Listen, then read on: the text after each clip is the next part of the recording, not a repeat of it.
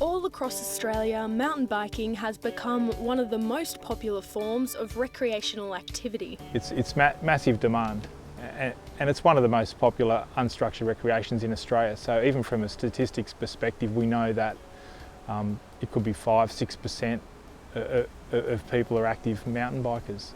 At a period where New South Wales, or Sydney in particular, is likely to grow from 4.6 million to 6 million people by 2030, we have more and more people who legitimately want to play outdoors.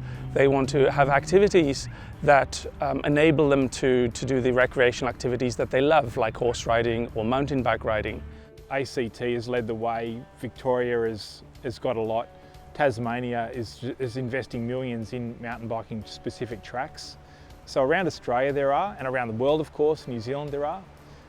New South Wales and Sydney in particular, there's very limited exclusive mountain bike tracks.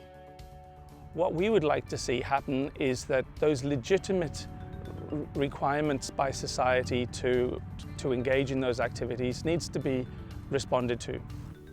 The state government's response to this growing demand was to cut 2 official mountain bike tracks through Manly Dam in Garigal National Park. When I discovered an article in the Manly Daily in October 2011, I was devastated to read that a decision had already been made by the state government to cut 2 bike tracks in Bantry Bay. The thing that really worried me, apart from the loss of what we were about to lose, was the fact that the public had not been given at that stage an opportunity to comment. The public comment stage only closed in July 2013, yet this article in the Manly Daily was 2011. And it makes me question our democracy, that decision was in the press and yet the public only was given an opportunity to comment. The closing date was the 26th of July 2013. I then started a petition and had it presented in State Parliament. But sadly, the Department of Environment and Heritage decided to recommend and to sign off on the bush to be cut for these 2 tracks. I understand people want to have areas where they can ride and exercise. Gosh, I understand that. I rode a bike to school as a young person, and I understand the joys of riding, but it's the wrong place. It's in a pristine, beautiful environment. Some pretty dense and diversified bushland, or in springtime, and the array of flowers is just incredible. Really, I've done a walk today and around from the western side of the ridge there, right around along the edge of Middle Harbour and up onto this eastern side of the ridge, and the flowers change all the time as you're going along. Just incredible. I couldn't tell you the number of different sorts of plants. They could have mountain bikes in a lot better places. And there's thousands of walkers. There are a lot more walkers than there are mountain bikers, and they don't do the damage that mountain bikes do in national parks. I think traditionally people have seen cyclists, walkers, runners as incompatible. The conservation, sort of the more extreme conservation groups will see mountain biking as incompatible with bushland. I mean, the primary aim of a national park is for the conservation of nature, and that's the primary aim, and mountain bike's not consistent with that. Now, work's been done to show that that's not the case, but still that perception is there, and it's very difficult to change. This perception comes from the long-standing issue of illegal biking through national parklands. Well, we're very concerned about mountain bikers creating illegal tracks, bashing through the bush and destroying vegetation and creating erosion. It's endangering plants that can be rare and endangered species. When they make a track right through a batch of Boronia cerulata, which is getting very rare around here, and they went right through the middle of it down here, and it's all gone now. It's just they didn't know what they were running into, because obviously if they'd seen it when it was in flower, they wouldn't have chopped the path through it. Well, I wouldn't have thought, because it's such a beautiful thing. If you put yourself into the shoes of a 16-year-old who comes to Sydney, are they going to know what the rules are? That you're not allowed to ride on a walking track in a national park? They're not going to know that. I mean, I know it because I'm involved. But I think we sort of sometimes take for granted that we can assume that everyone knows all of these, what appear to be fairly, over-the-top restrictions, and they don't necessarily apply in other countries or other areas. So it's a really hard one to do, to tell someone to just stop riding on this track that they've been riding on for the last few years, unless you've got an alternative to try and direct them to. The Gania and Serrata tracks were created with this exact aim, to direct illegal bikers away from erosive self-built tracks and towards more official structures. Since the mountain bike tracks have been built, the number of riders has increased astronomically. The national parks counters have recorded that between the two tracks, the Serrata track and the Gania track, there are now over 5,000 riders a month on those trails. And I mean, they're incredible numbers. That's 60,000 a year.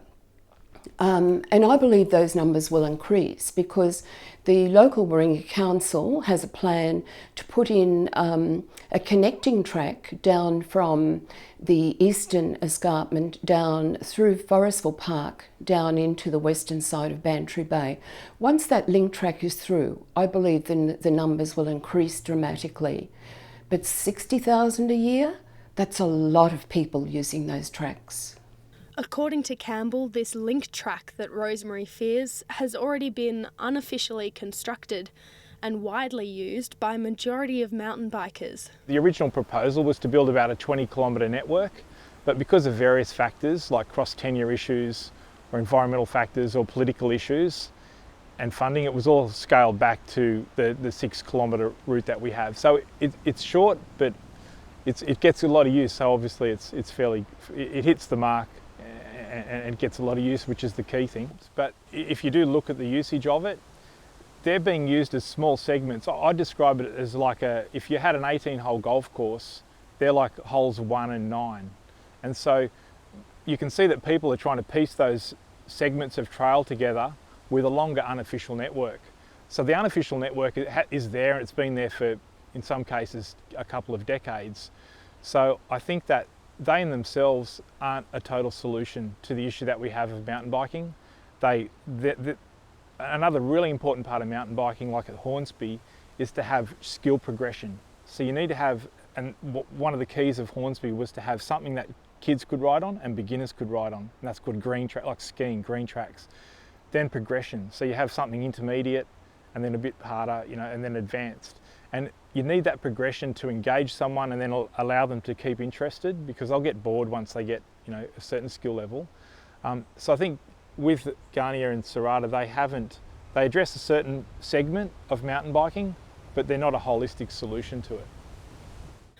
But some still question if mountain bike tracks are even necessary. They've got all these road fire trails. Why can't they use those? They've destroyed the bush already, but they're a necessity for controlling fire. I think that's fairly ridiculous. I think that probably someone that says that doesn't really understand mountain biking. They probably also don't understand the true impact of mountain biking. My issue with fire trails is that I am seeking a more intimate experience with the bush. You want to really immerse yourself in it, and just like a bushwalker would have a preference for a single track, which is a narrow track, as opposed to walking along a road. It's the same with mountain biking. Other environmentalists are more positive that mountain biking and conservation can exist together. We can achieve the balance between nature-based recreational activities like 4x4 and horse riding and cycling, so that we can have a better future. For Rosemary Longnane, it is this balance between nature and recreation that is missing in the way the new tracks have been created. One of the disappointments is that that National Parks has actually fenced off an area that I believe has been a very old track. So that's a very big disappointment to me, that National Parks have put up a steel fence that is actually a brutal size fence, so that walkers have been cut off from that very old walking track. For some environmentalists, the fight against mountain biking seems like a lost cause. They lobby the councils and get them to get on their side. I don't think there's much hope. During that time when I was gathering signatures of local people, some of the mountain bikers confronted me and said, "You won't win, you know. We got Mike Baird on our side. He's a mountain bike rider."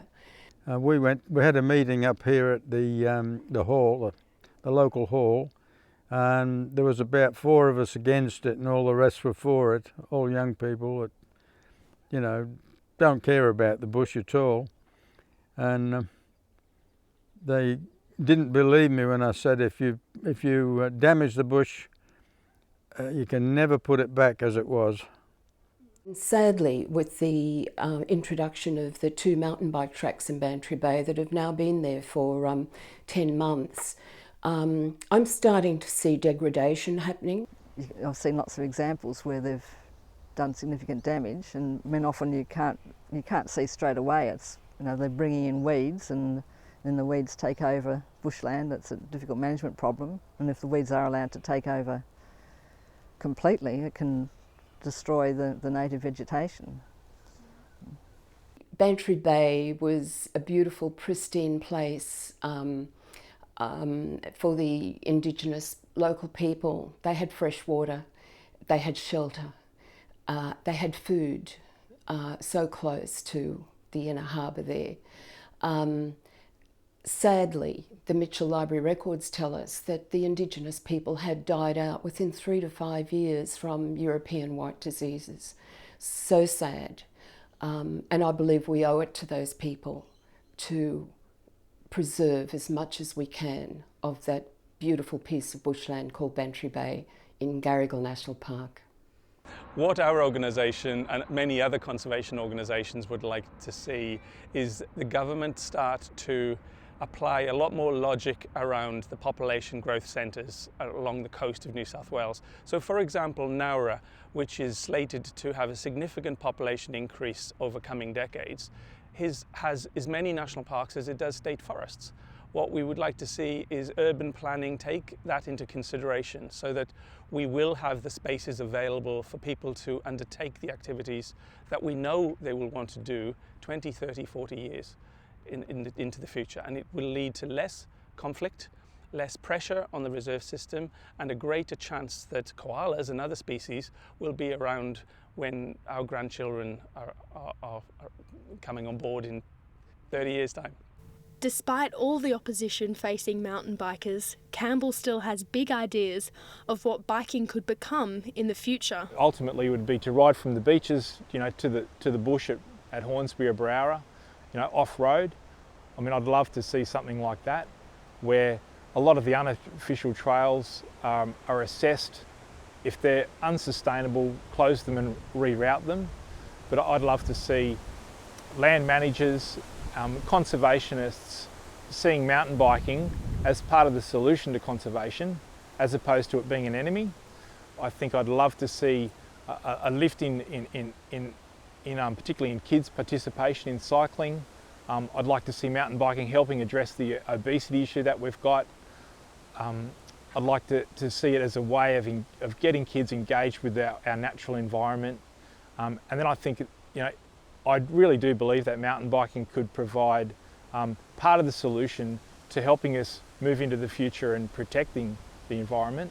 And at the moment, it's sort of not, it's really being held back. Until a sufficient amount of official tracks are created, national parks will continue to face the threat of illegal biking and self-built trails, as mountain bikers will always seek this more intimate experience with the bush.